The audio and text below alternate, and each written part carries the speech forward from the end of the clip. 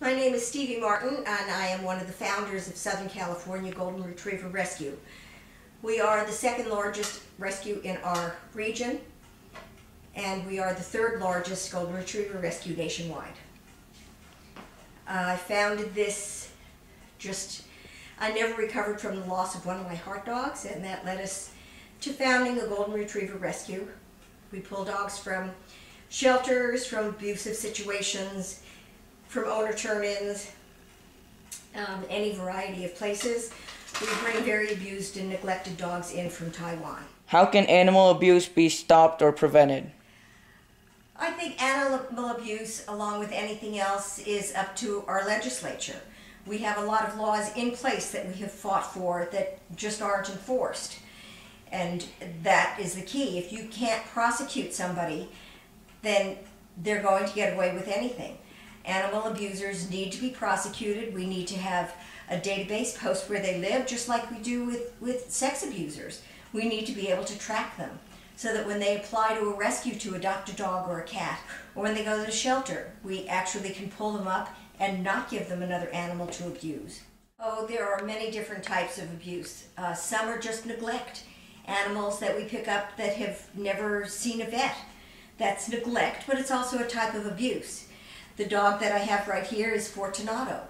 He came in to rescue almost 4 years ago, and we thought he had a few months to live. The woman was a hoarder, and she had 400 dogs. They just bred at will. They interbred. The dogs weren't well fed, they weren't bathed, they weren't groomed, they didn't have vitamins, they weren't cared for. A pregnant mother can't give birth to a litter of healthy puppies unless she is cared for. And it just goes on and on. That is a form of abuse. Fortunato has lived almost 4 extra years. He's been in rescue almost 4 years now. And that's just because of love and care, good food, exercise, and he was lucky to get out. Why do you think people abuse animals? I think people abuse animals because they're mentally ill, they're stressed, they have no respect for life. An animal abuser is a child abuser or a serial killer. A life is a life, and animal abusers are sick people. Where do you get the worst abused dogs?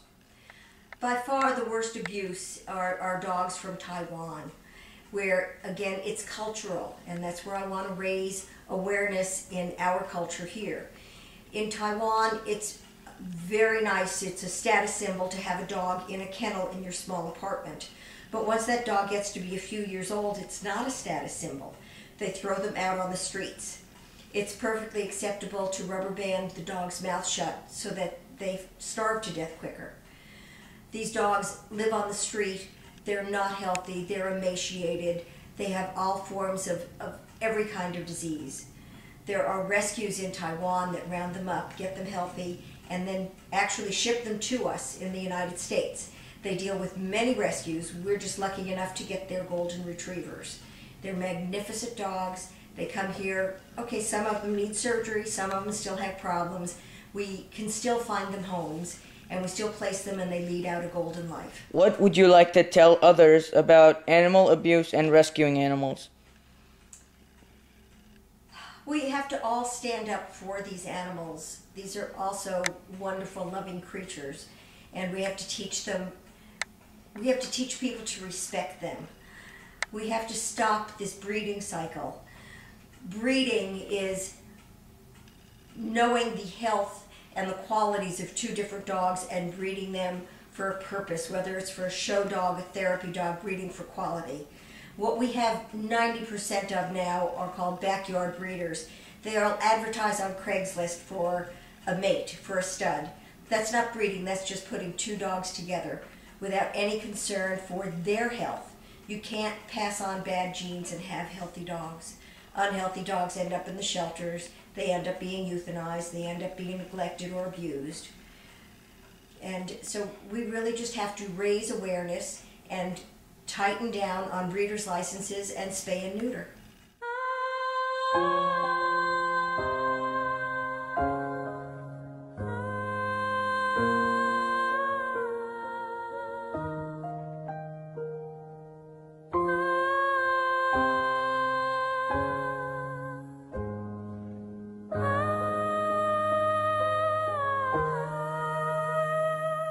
Every day, thousands of animals throughout America are neglected, tortured, and often killed.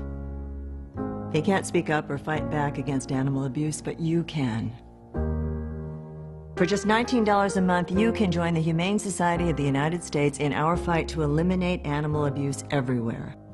The Humane Society of the United States is the nation's most effective animal protection organization, rescuing tens of thousands of animals every year and fighting against animal cruelty wherever it exists.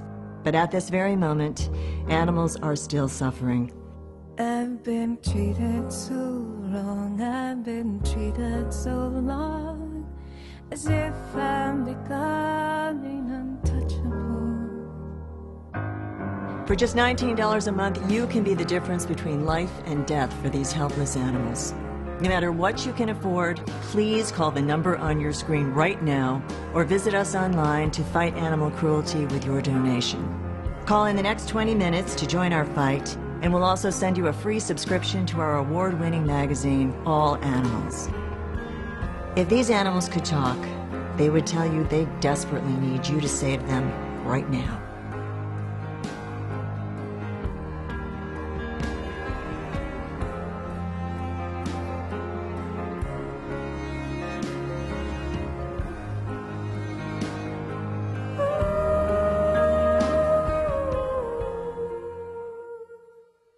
What do you do once you have rescued these dogs, and what is the process to find a home for them? We have volunteers that page by page scout each shelter online every day in case a dog is miscategorized. We've pulled dogs that are listed as cats or Lhasa Apsos, and we put our name on the dogs. We physically go and see each dog. We do as much of an evaluation as we can. We bring them in on the day that they're available. We take them to the vet. We deal with any problems they have, whether it's ears, opened wounds, infections. Sometimes they need surgeries. They all go into a foster home. We don't kennel them because we want to know them and know if they're dog-friendly, kid-friendly, cat-friendly, what they're like. People apply online for a dog. We actually go out and we do a physical home check to make sure the dog would be safe there and try to match them up by age and personality to the home to see if they go to work all day. We'd certainly never put a puppy in that situation. And we adopt out about 350 dogs a year. If a dog is not healthy, we still support that dog for the rest of its life. That's called a permanent foster. We place that dog into a home and we pay all the medical. Where if you had a dog as a puppy and it got sick, you would have no qualms about paying for the medicine, but it's kind of difficult to take an 8 or 10-year-old sick dog into your home and make that commitment. We relieve that commitment and still make sure that the dog is cared for forever.